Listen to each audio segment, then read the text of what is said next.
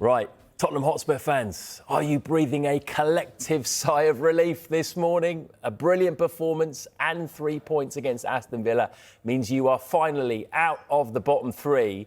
Has the tide now turned under Roberto De Zerbi?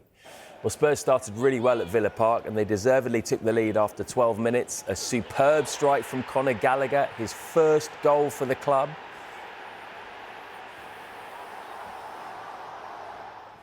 Spurs soon came close again. João Palhinha brilliantly denied by the fingertips of Emi Martinez and the post.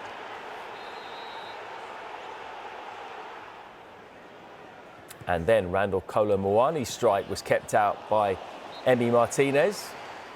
Spurs continued to dominate, and on 25 minutes they scored a second. Matisse Tell's cross headed in by Richarlison. Elation for the Spurs fans at half-time, but jeers from the Villa supporters.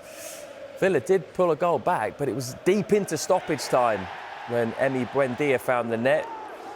It is a huge 3 points for Tottenham. It hoists them out of the relegation zone. They are now a point above West Ham.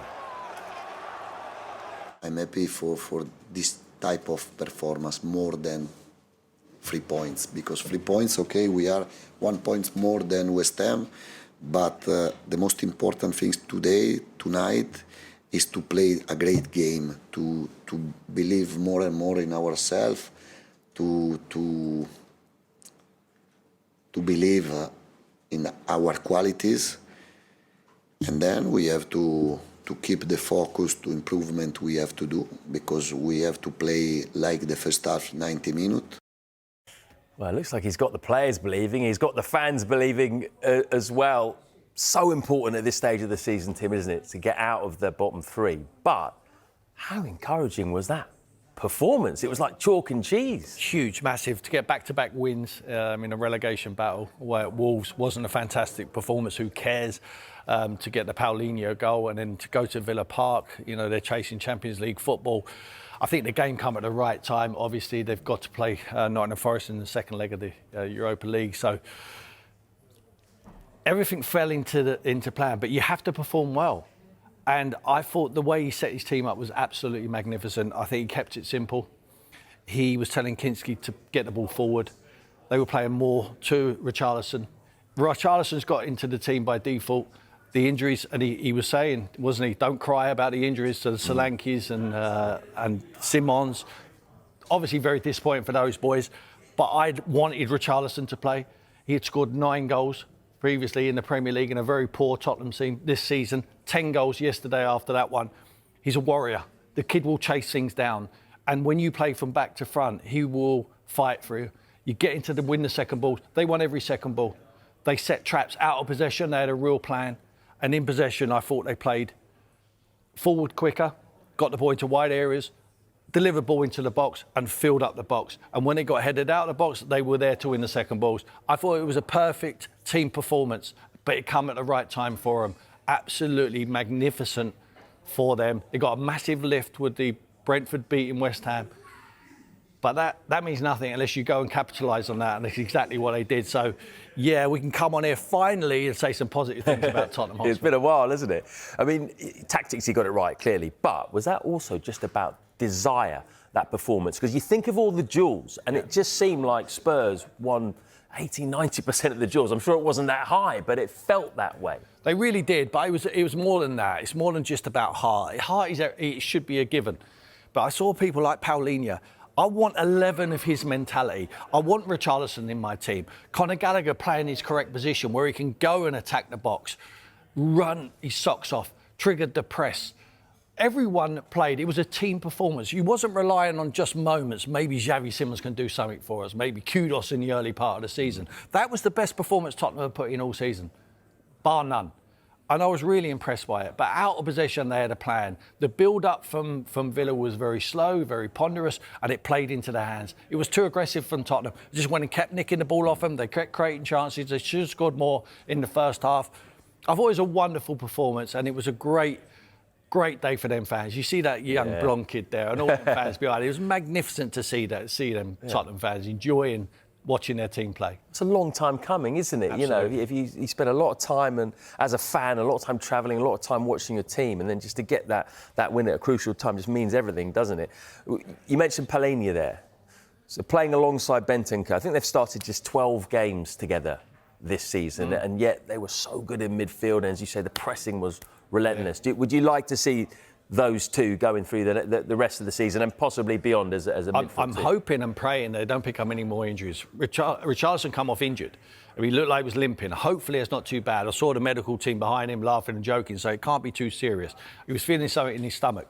I want them to play the same team. I'm sure Roberto De Zerbi, if everyone's fit, it's the same team. Why would you change that team? There was cohesion there. We saw Mickey van der Ven playing with Danso as a partnership and then centre-back. We didn't see Mickey van der Ven dribbling the ball through mazy runs. We love to see him do it, but why is he doing it? He's doing it because people ahead of him are not doing their jobs. But Roberto said to him, just do your job. You've got all the attributes there. Look after your pal next to you and be a solid partnership at the back. You saw Pedro Porro playing as a right-back. Great, gets forward, he can deliver crosses, and Doggy on the other side. But that protection in front was vital. Two midfield players, Bentancur can pass it. I think he's been told by De Zerbi, let's pass it forward more than sideways and backwards. And Palhinha knows his job. He tackles, he will tackle anyone. If his grandmother had the ball, he would go and get it off her for the team. He plays for the badge. You want players who are going to play for the cockerel on their shirt. Yeah. They've shown belief, they've shown fight, character, finally. Looking at that, how confident are you now that Spurs will stay up? Has it changed a lot for you now? A lot more confident, but I'm just going to add this to it. Tottenham are third in the league away from home. That's staggering, isn't it? It's an unbelievable stat. When I heard that, I nearly fell off my chair. Third away from home and 19th at home. Now, they've got 3 games left. 2 of them are at home and 1 of them is away to the bogey team, which is Chelsea. So there is loads of work to be done. Why can't they get the performances at home? Because they haven't shown, certainly for this season, and maybe large parts of last year, they haven't got the characters to play in front of their fans. The fans can't do any more. They turn up, they support their team, and they want to see something. They want to see courage, they want to see desire, they want to see Paulinhas, they want to see Richarlisons. They're going to see that now because you've got a manager and his team are mirroring him at the moment. I think you'll see it now. But it's really important they get the job done. It's not done yet. It really isn't. There'll be a lot of twists and turns. They need to show that character against Leeds in the next game and prove they can do it at home. And that, if they do that, they win the next game, I'm very, very confident. Yeah, of course, West Ham playing Arsenal at home as well, the same week. So it could be a pivotal week there. We've got a voice note in from Steve. Spurs played well, yeah, fair enough. But let's be right here. Villa were a disgrace. 7 changes and they did not turn up at all. No effort whatsoever. I feel sorry for West Ham more than us, Forest, after that performance from Villa. Well, we shouldn't forget this was the Tim Sherwood derby, wasn't it? Because you managed both teams. Yeah. I know he made changes, so you could argue that probably only 4 of his first choice 11 started the game. He made 6 changes from the previous Premier League game.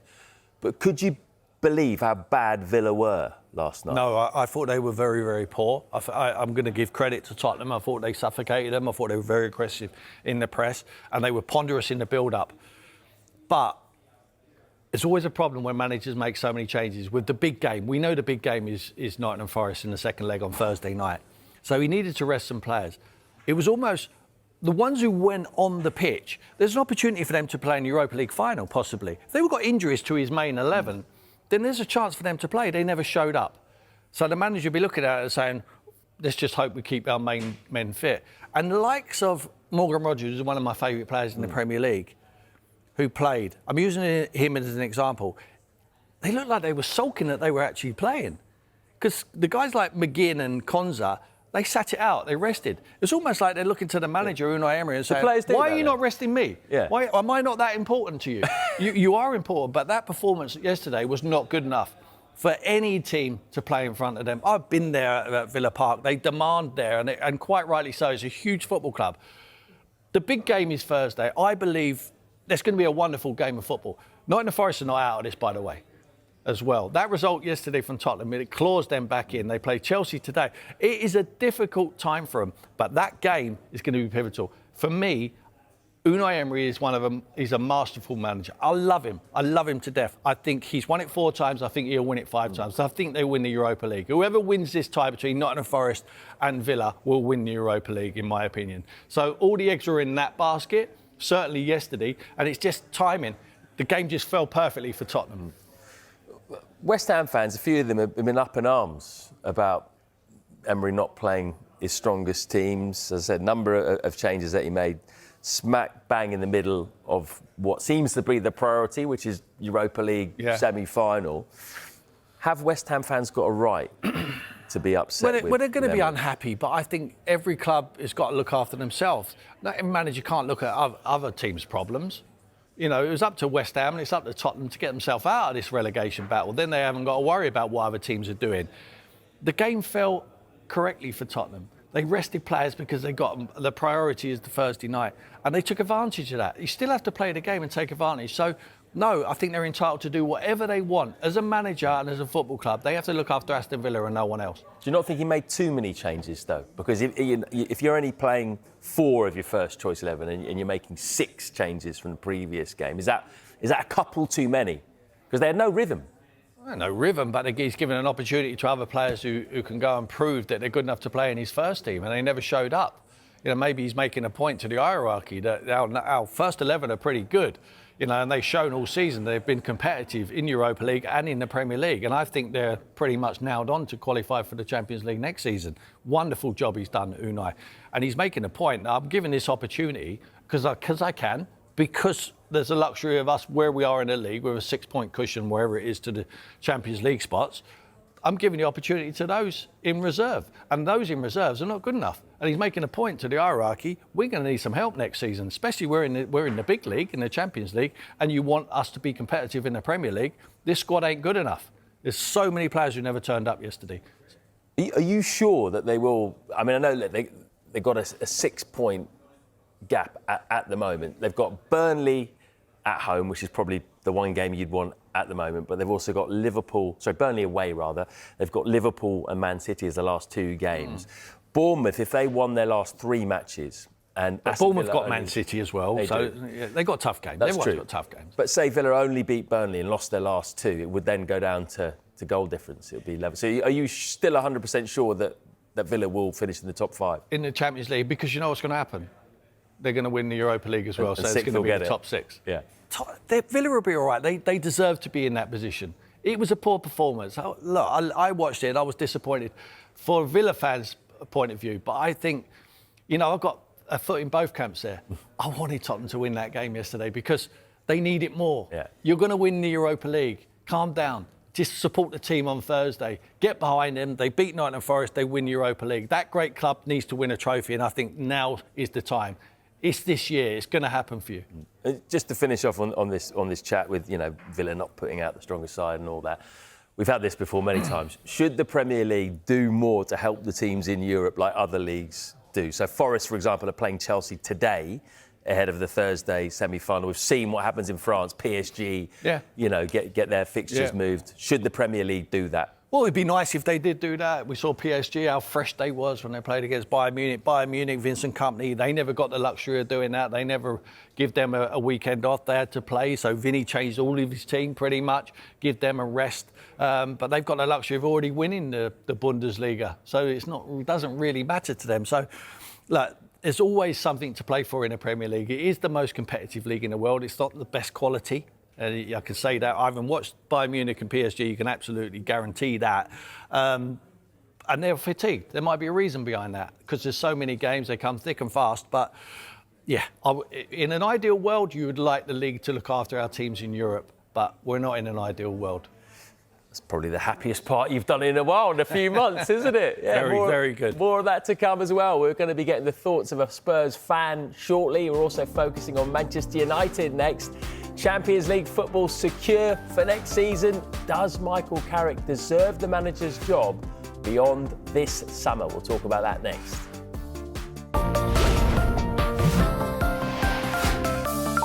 Right, we promised a Spurs fan for you, and Chris Cowlin is standing by after that brilliant victory yesterday, which took them out of the relegation zone. Just a reminder that Sky Sports have partnered with Finalysis to discover true fan opinion. To have your say on your club, download the Finalysis app now. You can scan the QR code that will be on the screen for a few more seconds in order to do that.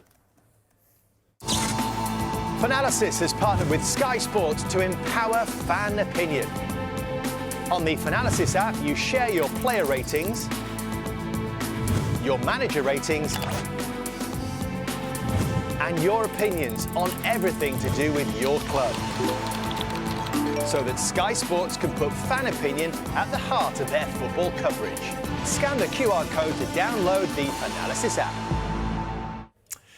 Chris, pleasure to talk to you. And you're probably, there he is. Look at that big smile on his face. I don't think I've seen that for quite a while. Things are looking a lot rosier, aren't they, this morning? How big a result could that be come the end of the season? Huge. Good morning to you, by the way. Absolutely huge result. And the fans last night at Villa Park were absolutely sensational, as was the team. Roberto De Zerbi really enjoyed that moment at the end with the fans. And, this is what we need. But I want to be smiling here in 3 weeks' time. That's what it's all about, so we can be happy today. But, like Tim said earlier, we've got to go again against Leeds, against Chelsea, against Everton. So we've got to keep picking up points. I think the result certainly drags Nottingham Forest back into this mess. They've got a huge game today. Of course, West Ham will be worried about that performance last night against Villa. But, Spurs, every single player put a shift in last night, and every single player delivered. And this is exactly what we've been asking, us Spurs fans, that, in this relegation run-in, every single player has got to play a part, and they certainly did that. Chris, what about that stat I read out there? 3rd in the league away from home. That's just incredible. Now, the worry is there's 2 home games to come and 1 away to the bogey team, Chelsea. We've got to be optimistic after that performance yesterday, but we've got to be cautious, haven't we, mate? Absolutely, Tim. But what I would say is that, I've been on here talking to you when Thomas Frank was the manager, Igor Tudor was the manager, and it feels very, very different under Roberto De Zerbi. That performance against Brighton was probably one of the best at home this season. We should have won that game. Of course, they got a last-minute equaliser. But, since Roberto De Zerbi has come in, he wants us all to be positive, and he's telling these players, he's instilled belief and confidence into some of these players. And you can tell already that he is getting the best out of some of these players so early on, at Spurs. So I'm excited, with Roberto De Zerbi in charge. I'm looking forward to next season. Hopefully we will be a Premier League team. But, what we produced last night, I know everyone's going on about the Villa team. They still had a World Cup winner in goal. I don't know what people are moaning about. Spurs got the job done, and this should all be about how Tottenham played last night. And as I said, West Ham will be very worried about that performance, not just the result, the performance. Yeah, I mean, De Zerbi's he's getting a tune out of the same players, really, isn't he? And he's got the same injury problems that Thomas Frank and Igor Tudor had. Yeah. So does yesterday show a little bit of what might have been this season? Well, of course, that 44-day stint under Igor Tudor, he came in and he just said how dreadful everything was. Defensively we were poor, in midfield we were poor, in attack we were poor. And De Zerbi hasn't moaned at all and about in the dugout. Exactly. And, he's been great. And, the fans were singing his name for the first time last night. And like I said, the moment at Villa Park, and the fans really enjoyed it. I got in at 3:20 this morning after recording our podcast. And I tell you what, I'm not moaning about tiredness, because that was an enjoyable night, and we haven't had a lot of those moments this season. And of course, back-to-back wins for the first time since the opening 2 Premier League games. So we know what a difficult season it has been, but we've just got to get over the line. And I agree with everything you said earlier, Tim. I can't disagree with anything there. It is about the next game. We've got to be focused. We can't get carried away, and it should all be about us. If we win the remaining 3 games, and De Zerbi, I love the positivity where he said we can win, 5 games in a row. Well, it's 2 down, 3 to go. Chris, what I like about him, he's not talking about the injuries. You're not talking. He even dug out Bridgie, didn't he? And it's probably me. We're talking about the injury list. Bridgie wasn't expecting that. We have to highlight that. The injury list has been bad. There is mitigating circumstances. But, I had an old manager, Kenny Dalglish, and if you were injured, you might as well not be alive. I mean, he wouldn't even bother about you. He would just forget about he ain't worried. He wouldn't waste his energy on players who can't help his team out. And that's exactly right. And I think De Zerbi is doing exactly the same. He's saying to Bridgie, stop crying. We're worried about the players who can play. I think it was a blessing in disguise, and I've said it before the game, that Richarlison's in the team now. Richarlison has been there and done it in this environment for Everton. And he scored some vital goals in the last 3 games of the 4 games of the season for him. He will do the same for Tottenham. He's got double figures in one of the worst Tottenham teams we've seen for a long time. Incredible. His attitude and desire and his goal-scoring prowess, for me, has to start. Absolutely, Tim. Absolutely. I can't disagree with any of that. And, I felt like Cowlin had a good game as well, given his standards and given the season that he's had. And Matisse Tell, he needs to step up, and he stepped up yesterday with an assist. So every single player, as I said, every single player played their part. And this is exactly what you need in the remaining 3 games. But like you've also said, 2 games are at home. This form at home must, turn around, and we must, start winning there. But he hasn't complained about any of the injuries. Yes, we've had a lot of injuries this season. We had a lot of injuries last season under Ange Postecoglou. That definitely needs to be addressed and investigated properly in the summer. But De Zerbi, I love his positivity, and I love the fact that he said, look, we can look at this in the summer, but it is all about winning now and, getting back on the training pitch, and we go again. Do you agree with me, Chris? Do you think the team mirror his fight? Absolutely. Yeah. I love it. And I tell you what, I think it's very fair to say that the fan base was very down about things. And, De Zerbi coming out publicly and saying, look, we can't cry about this. We're not relegated. Let's all be together. And there was that real togetherness. It has been a really, really tough season. Yes, we've been OK on the road in Premier League games, but the home form has been absolutely abysmal. We've gone through multiple different managers. It's been a very, very tough season. So, I think we're all realistic people. We were all quite down about the situation. Spurs should never be in this position, Tim. That is the thing. Yep. That's not me being arrogant about it. We should have never, ever, allowed ourselves to be in this position. And if we are a Premier League team next season, vast improvements and vast good decisions need to be made in the summer. We've run out of time, fortunately, Chris, but just in one word, are you staying up? I hope so. I really do. I think it's that going was to be 3 words, but yeah, we'll take it anyway. He's a quarterback. He's level. He's level-headed, this guy. Thanks very much, Chris. Great to talk to you. Great to see you with a smile on your face finally as well. Thank you. Cheers.